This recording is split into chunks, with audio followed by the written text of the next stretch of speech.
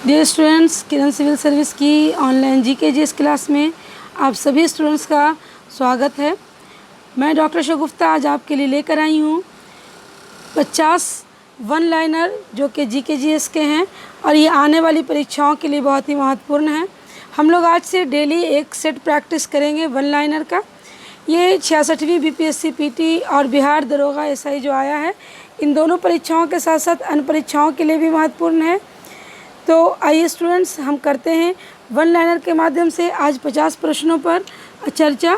लेकिन मैं प्रश्नों पर जाने से पहले आप सभी छात्रों से कहूँगी कि आप कृपया कर अगर हमारे चैनल को सब्सक्राइब नहीं किए हुए हैं तो पहले सब्सक्राइब कर लें, और सब्सक्राइब करने के बाद जो बेल का आइकॉन आता है, घंटे का निशान, उसे दबा लीजिए, प्रेस कर लीजिए, ताकि हमारे द्वारा डाले गए सारे वीडियो के अपडेट आपको तुरंत मिल सकें। और ये जो मैं प्रश्नों का संग्रह डाल रही हूँ, ये प्रश्न आप अगर करते जाएं और साथ साथ अपने कॉपी पे लिखते भी जाएं तो आपके पास एक अच्छा वन लाइनर का नोट्स तैयार हो जाएगा। तो स्टूडेंट्स आइए करते हैं। और करने से पहले मैं आपको बता दूं कि हमारे प्रश्न सभी सब्जेक्ट से हैं, किसी पर्टिकुलर एक सब्जेक्ट को हमने नहीं किया है। ये मिक्स्ड क्वेश्चन है और मिक्स्ड वन लाइनर है। इसमें हमने अलग अलग विषयों से प्रश्न उठाए हैं और उनको एक साथ आपके लिए सेट के रूप में लाए हैं, और ऐसे सेट मैं लगातार आपके साथ डिस्कस करती रहूँगी ताकि आपकी तैयारी घर बैठे भी अच्छी हो जाए। तो आइए स्टूडेंट्स देखते हैं वन लाइनर जो कि मिक्स्ड है उनको। हमारा पहला प्रश्न है, विश्व के सबसे ऊंचे पर्वतों का निर्माण किस हलचल के दौरान हुआ है।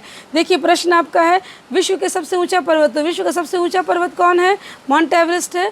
तो आपको बताना है कि इसका निर्माण किस हलचल के दौरान हुआ है।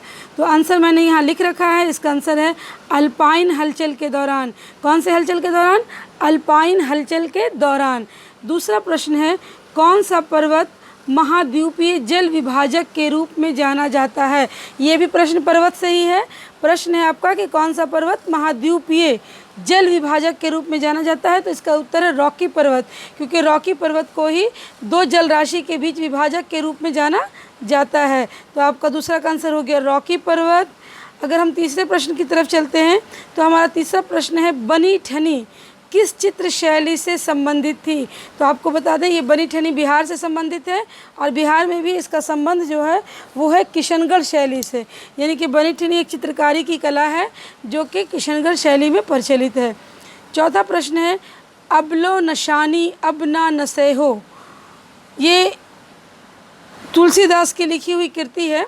तो यहाँ प्रश्न है कि अबलो नशानी अब ना नसे हो पद तुलसीदास के किस कृति से मिलती जुलती है।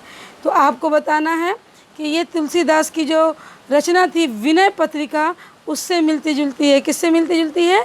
विनय पत्रिका से तुलसीदास इसके राइटर हैं। अगला प्रश्न है, हीराकुंड परियोजना से कौन सा राज्य लाभान्वित है। हीराकुंड परियोजना जो कि महानदी पर है, और इससे लाभान्वित होने वाला राज्य कौन है? उड़ीसा है। अगर क्वेश्चन ये दे दे कि हीराकुंड परियोजना से कौन सा राज्य संबंधित है, तब भी आंसर उड़ीसा होगा, और लाभान्वित है तब भी आंसर उड़ीसा होगा। अगला प्रश्न है, हिंदू मान्यताओं के अनुसार, यानी हिंदू मैथोलॉजी से पूछ रहा है कि अनुसार सीता अपहरण से पहले लक्ष्मण ने एक रेखा खींची थी, उस रेखा का नाम बताओ। देखिए मैंने पहले ही बताया कि हम इतिहास के जो साहित्यिक वर्णन है उसे दो भागों में विभाजित करते हैं, अलौकिक और लौकिक। तो जो हिंदू मान्यताओं के अनुसार, हिंदू मैथोलॉजी के अनुसार जो ये सारे ग्रंथ हैं जिन्हें हम महाकाव्य कहते हैं, इन्हें अलौकिक कैटेगरी में रखा जाता है। तो आपको बताना है कि लक्ष्मण ने जो रेखा खींची थी उस रेखा का नाम क्या था। तो हमारा सही आंसर है कि उस रेखा का नाम था लक्ष्मण रेखा, जिसको क्रॉस करने के बाद सीता हरण होता है। अगला प्रश्न है, हिंदुस्तान तलवार के जोर पर जीता गया था, यह कथन किसका है। हिंदुस्तान के बारे में यह किसने कहा था कि हिंदुस्तान तलवार के ज़ोर पर जीता गया। आपको बताना है कि कथन किसका है। तो इसका आंसर जैसा कि आप यहाँ देख रहे हैं लिखा हुआ आपके स्क्रीन पर, लॉर्ड एल्गिन द्वितीय। ये कथन लॉर्ड एल्गिन द्वितीय का था। उन्होंने ही कहा था कि हिंदुस्तान तलवार के ज़ोर पर जीता गया था जब वो जीता गया अंग्रेज़ों के द्वारा। अगला प्रश्न है, हिंदू कथाओं के अनुसार किसकी वजह से गणेश जी पर एक दांत टूट गया था। आपको बताना है कि ये भी हिंदू कथा मैथोलॉजी में आ रहा है कि किसकी वजह से गणेश जी का एक दांत टूट गया था। तो इसका सही आंसर है परशुराम। क्या इसका सही आंसर है? परशुराम। अगला प्रश्न है हल्दी घाटी का युद्ध कब लड़ा गया। आपको बताना है हल्दी घाटी का युद्ध कब लड़ा गया। तो हल्दी घाटी का युद्ध लड़ा गया था 1576 ईस्वी में। कब लड़ा गया था? 1576 ईस्वी में ये लड़ा गया था अकबर और महाराणा प्रताप के बीच, जो कि चित्तौड़ के शासक थे। अगला प्रश्न है हमारे देश के नागरिकों को मतदाता बनने का अधिकार किस अनुच्छेद से प्राप्त होता है। यानी कि जो 18 वर्ष के बाद हम ये मत देने का अधिकार है, जिसके तहत हम मतदाता बनते हैं, ये किस अनुच्छेद से है। तो ये अनुच्छेद 326 से अधिकार हमें मिलता है कि हम 18 वर्ष की आयु के बाद बिना किसी भेदभाव के अपना मतदान दे सकते हैं। अगला प्रश्न है हड़प्पा के मिट्टी के बर्तनों पर सामान्यतः किस रंग का उपयोग हुआ था। तो आपको बता दें कि जो प्राचीन काल में हमें बर्तन मिले हैं, विशेषतः उन पर 2 कलर दिखाई देता है, लाल या काला। लेकिन जो हड़प्पा से प्राप्त बर्तन हैं, इन पे मुख्यतः लाल रंग का ही प्रयोग हुआ था। इन्हें लाल रंग से रंगा हुआ मृदभांड भी कहते हैं। अगला प्रश्न है स्वतंत्रता आंदोलन में सरदार पटेल का सबसे पहला बड़ा योगदान किस में हुआ।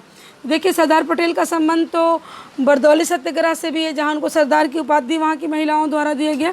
लेकिन जो सबसे पहला बड़ा योगदान था उनका, वो था खेड़ा संघर्ष, जिसे खेड़ा विद्रोह के नाम से भी जाना जाता है। जागीरदारों के खिलाफ किया गया विद्रोह था। तो स्वतंत्रता आंदोलन का सबसे बड़ा जो हम कह सकते हैं पटेल का योगदान पहला, वो है खेड़ा संघर्ष। अगला प्रश्न है हमारा 13वें प्रश्न की तरफ हम जा रहे हैं। तो हमारा अगला प्रश्न है स्त्रियों में डिंबों का निर्माण कहाँ होता है। देखिए ये प्रजनन की प्रक्रिया में प्रयुक्त होने वाले शब्द हैं। तो स्त्रियों में जो डिंबों का निर्माण होता है, ये अंडाशय में होता है, उनके अंडाशय के अंदर होता है, जो प्रजनन में सहायता करता है।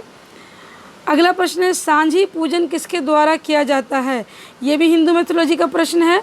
तो सांझी पूजन जो है वो कुंवारी कन्याओं द्वारा किया जाता है। किसके द्वारा किया जाता है? कुंवारी कन्याओं द्वारा। अगला प्रश्न है सिलेक्ट या हाईलाइट करने के लिए अक्सर किसका प्रयोग किया जाता है। तो देखिए हम ये कंप्यूटर का प्रश्न है, मैंने पहले ही बताया था हमारे प्रश्न सभी सब्जेक्ट से हैं। तो सिलेक्ट या हाईलाइट करने के लिए जब हम जिसका प्रयोग करते हैं वो है मॉस। मॉस के द्वारा हम सिलेक्ट या हाईलाइट करते हैं। सूर्य किरणों द्वारा चिकित्सा विज्ञान की किस शाखा के अंतर्गत आती है। तो देखिए सूर्य की किरणों के द्वारा जो चिकित्सा की जाती है, बहुत सारे रोग में सूर्य की किरणों के द्वारा हमें लाभ भी मिलता है। तो इस इलाज की जो पद्धति है इसको हेलियोथेरेपी कहते हैं। कौन सी पद्धति कहते हैं? हेलियोथेरेपी। अगला प्रश्न है सुभाष चंद्र बोस का उपनाम क्या था। ये आप सबको पता है, सुभाष चंद्र बोस का उपनाम नेताजी था। ये नाम उन्हें हिटलर ने भी दिया था और महात्मा गांधी ने भी उन्हें नेताजी कहकर संबोधित किया था। तो सुभाष चंद्र बोस का उपनाम क्या था? नेताजी। माफ़ कीजिएगा, यहाँ बोझ लिखा गया, यहाँ बोस होना चाहिए था। सीसा अयस्क मुख्यतः किस खनिज से प्राप्त होता है। सीसा, यहाँ बात हो रही है सीसा की। तो सीसा जो प्राप्त होता है वो गैलेना से प्राप्त होता है। किससे प्राप्त होता है? गैलेना से प्राप्त होता है। अगला प्रश्न है सिख धर्म का धर्म ग्रंथ क्या है।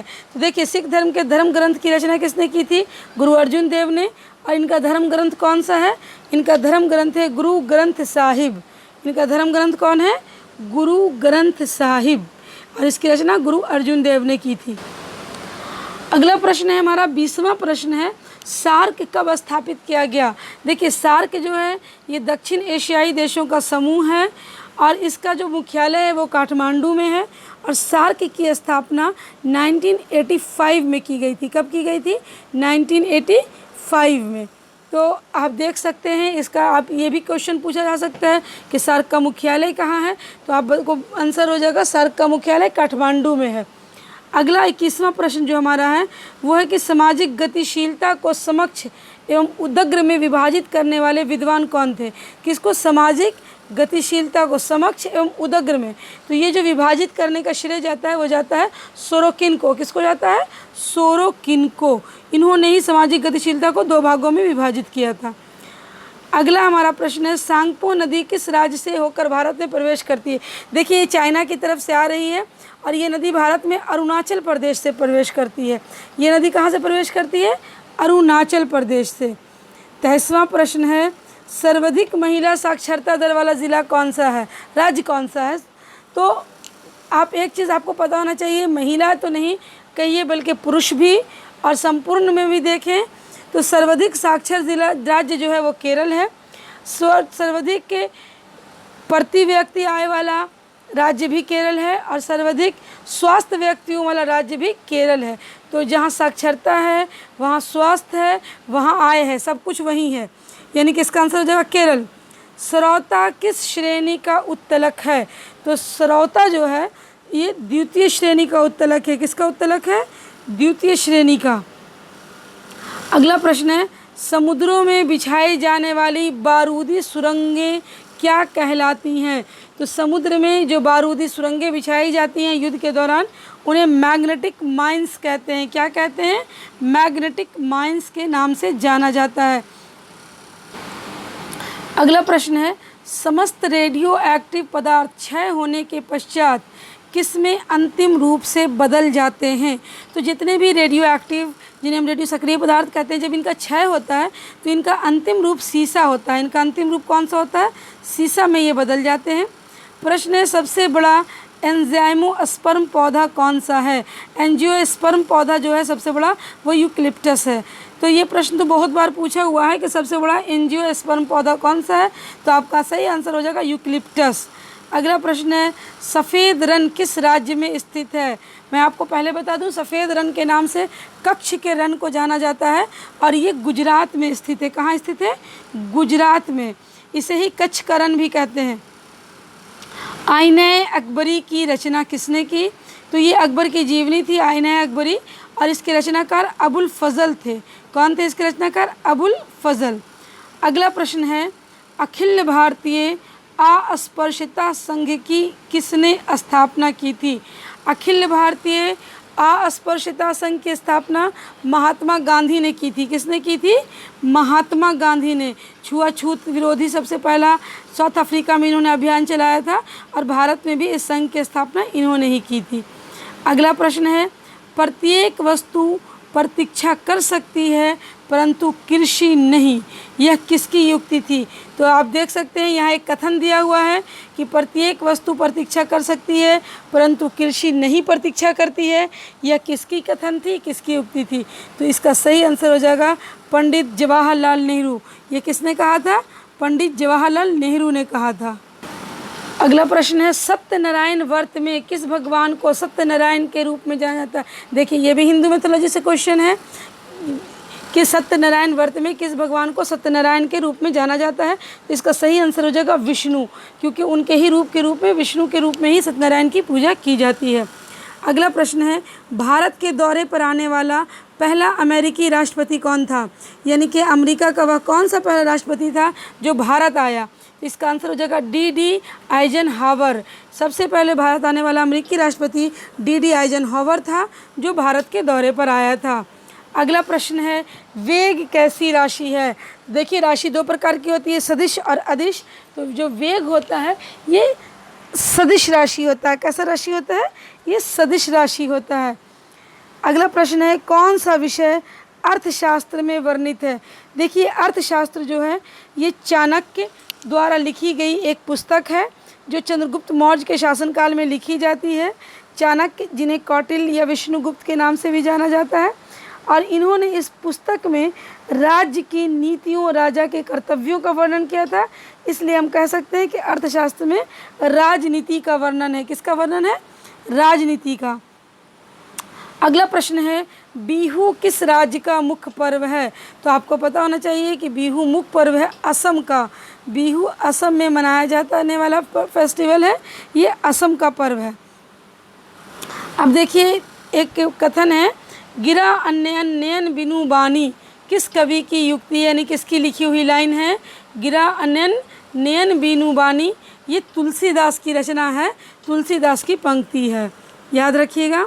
हुमायूं प्रथम बार कब दिल्ली की गद्दी पर बैठा? तो देखिए हुमायूं दिल्ली की गद्दी पर दो बार बैठता है, एक बार अपने पिता बाबर की मृत्यु होने पर, और दूसरी बार जब निर्वासन काल में शेरशाह सूरी से हारने के बाद वो जाता है, और शेरशाह सूरी की मृत्यु के पश्चात वो युद्ध में विजय होकर वापस आता है, तब गद्दी पर बैठता है। तो बाबर की मृत्यु हुई थी 1530 में, और हुमायूं पहली बार दिल्ली की गद्दी पर बैठता है 29 दिसंबर 1530 को। कब बैठता है? 29 दिसंबर 1530 को। अगला प्रश्न है, हिंदू मान्यताओं के अनुसार कौन सा त्यौहार भगवान कृष्ण के जन्म उत्सव के रूप में मनाया जाता है? तो ये बहुत ही आम क्वेश्चन है, लेकिन इसमें डाला इसलिए है क्योंकि हम हर लेवल की तैयारी दे रहे हैं। तो इसका सही आंसर हो जाएगा जन्माष्टमी। इसका सही आंसर कौन सा हो जाएगा? जन्माष्टमी। अगला प्रश्न है, हिंदुस्तान समाचार की स्थापना कब हुई? हिंदुस्तान जो हम न्यूज़पेपर पढ़ते हैं, इसकी स्थापना कब हुई? तो ये आज़ादी के बाद स्थापना होने वाला न्यूज़पेपर है। इसकी स्थापना 1948 में हुई थी। कब हुई थी? 1948। हिंदू कथाओं के अनुसार किसके वरदान से कुबेर यक्षों के राजा बने? तो यहाँ आपका सही आंसर हो जाएगा शिव। इसमें कुबेर, जिनको धन का देवता माना जाता है। हल्दी घाटी युद्ध के पीछे अकबर का मुख्य उद्देश्य क्या था? तो देखिए, ये क्वेश्चन पहले भी सामने आया कि 1576 में किसका युद्ध हुआ था? तो वो था अकबर और महाराणा प्रताप का, और इसी को हम हल्दी घाटी युद्ध के नाम से जानते हैं। तो राणा प्रताप को अपने अधीन लाने का अकबर का एक प्रयत्न था कि वो हल्दी घाटी में चाहते थे कि राणा प्रताप को पराजय करें दें, और जब वो पराजित हो जाएं तो उन्हें अपने अधीन कर लें। अगला प्रश्न है, हमारे देश में भुगतान हेतु चेक उसके जारी करने के तारीख से कितने महीने के लिए वैध रहता है? तो देखिए, जब हम कोई चेक जारी करते हैं किसी बैंक का, तो जिस दिन तिथि से हम जारी करते हैं उसके अगले 6 महीने तक वो चेक वैलिड होता है, आप उसे कैश कर सकते हैं। इसका सही आंसर हो जाएगा 6 मंथ, यानी 6 महीना। अगला क्वेश्चन है, हड़प्पा के लोग कौन सी फसल में सबसे आगे थे? तो देखिए, कपास जो उगाया गया वो सबसे पहले हड़प्पा वासियों ने ही उगाया, जबकि धान की खेती का प्रमाण नवपाषाण कालीन में हमको इलाहाबाद के पास कोल्डिहवा से मिल जाता है। जौ और गेहूं की खेती का साक्ष्य सिंध प्रांत के मेहरगढ़ से मिल जाता है, लेकिन कपास का पहला प्रमाण हमको हड़प्पा से ही प्राप्त होता है, यानी हड़प्पा वासी की ये सबसे पहली खोज थी कपास की खेती। अगला प्रश्न है कि स्वतंत्रता पूर्व राष्ट्रीय आय का सर्वप्रथम अनुमान किसने लगाया था? देखिए, आपको बताना है स्वतंत्रता पूर्व राष्ट्रीय आय का सर्वप्रथम अनुमान किसने लगाया था। तो भारतीय राष्ट्रीय आय का सबसे पहला आकलन प्रति व्यक्ति कहिए, राष्ट्रीय आय कहिए, दादा भाई नौरोजी ने लगाया था, जिन्हें ग्रैंड ओल्ड मैन के नाम से भी जाना जाता है। और इनकी एक प्रमुख पुस्तक है जिसका नाम है poverty and un British rule in India. तो दादा भाई नौरोजी ने ही सबसे पहले राष्ट्रीय आकलन किया था। अगला प्रश्न है, स्थन मंडल का तात्पर्य क्या है? तो पृथ्वी की जो बाह्य पपड़ी होती है, जिसे हम भूपृष्ठ कहते हैं, इसे स्थल मंडल के नाम से भी जाना जाता है। तो पृथ्वी की बाह्य पपड़ी को ही हम स्थल मंडल कहते हैं। अगला प्रश्न है, सौर ऊर्जा का सबसे बड़ा यौगिकीकरण कौन सा है? तो सौर ऊर्जा का जो सबसे पहला बड़ा यौगिकीकरण होता है वो होता है हरे पौधे में प्रकाश संश्लेषण द्वारा, जिसे आप कह सकते हैं कि हम लोग पौधे में देखते हैं फोटोसिंथेसिस में कि वो क्लोरोप्लास्ट में को बदलने का काम करते हैं, तो वो सौर ऊर्जा के द्वारा ही होता है। हरित लवक की जो क्रिया होती है प्रकाश संश्लेषण की। सिलेक्टेड टेक्स्ट को सभी कैपिटल लेटर्स में चेंज करने के लिए चेंज केस बटन क्लिक कर फिर किसे क्लिक करेंगे? तो इसके लिए ये कंप्यूटर का क्वेश्चन है, और इसके लिए हम यूज़ करते हैं अपर केस। क्या यूज़ करते हैं? Upper case. ये एक बटन होता है जिसका हम प्रयोग करते हैं। ये बहुत ही इजी क्वेश्चन है। सूर्य किस दिशा में उगता है? तो सूर्य पूर्व दिशा में उगता है सदैव, और सूर्य जो है वो अस्त होता है पश्चिम की दिशा में। सुरक्षा परिषद के अस्थायी देशों को कितने वर्ष के लिए चुना जाता है? तो देखिए, यूएनओ जो है संयुक्त राष्ट्र संघ, इसके 5 देश तो अस्थायी सदस्य हैं, लेकिन बाकी देश जो चुने जाते हैं प्रत्येक 2 वर्ष में अस्थायी सदस्य के रूप में, इनका कार्यकाल 2 वर्षों का होता है। अस्थायी देशों का कार्यकाल कितने वर्ष का होता है? 2 वर्षों का होता है। डियर स्टूडेंट्स, अभी हमने आपके साथ 1 लाइनर किया 50, ये सभी सब्जेक्ट से मिला था। अभी मैंने इसका लेवल काफ़ी इजी रखा है क्योंकि ये हमारा सेट 1 है, लेकिन जैसे जैसे ही हमारा सेट आगे बढ़ेगा हमारे प्रश्नों का लेवल थोड़ा हार्ड होगा। आप इसे करते जाइए हमारे साथ। आप देखिए आप कितने प्रश्न जानते हैं और कितने आपने नए देखे। हम लोग प्रत्येक दिन एक सेट करेंगे 50 प्रश्न का, और इस तरह अपने 1 लाइनर के माध्यम से कंप्लीट करने की कोशिश करेंगे। और साथ में आपके लिए कुछ टॉपिक्स पे मैं नोट्स भी लाऊंगी, जिससे आपकी बीपीएससी की तैयारी अच्छी से अच्छी हो सके और बेहतर रिज़ल्ट आप प्राप्त कर सकें। तो स्टूडेंट्स, जाते जाते फिर कहूँगी कि प्लीज़ चैनल को सब्सक्राइब करें, शेयर करें, लाइक करें और कहीं कोई शंका हो, कोई समस्या हो तो कमेंट करके अपने उत्तर की शंका को हल भी करें। आपका एक शेयर, एक लाइक, एक सब्सक्राइब हमें मोटिवेट करता है और ज़्यादा वीडियो बनाने के लिए। ओके स्टूडेंट्स, आज के लिए इतना ही। Bye bye.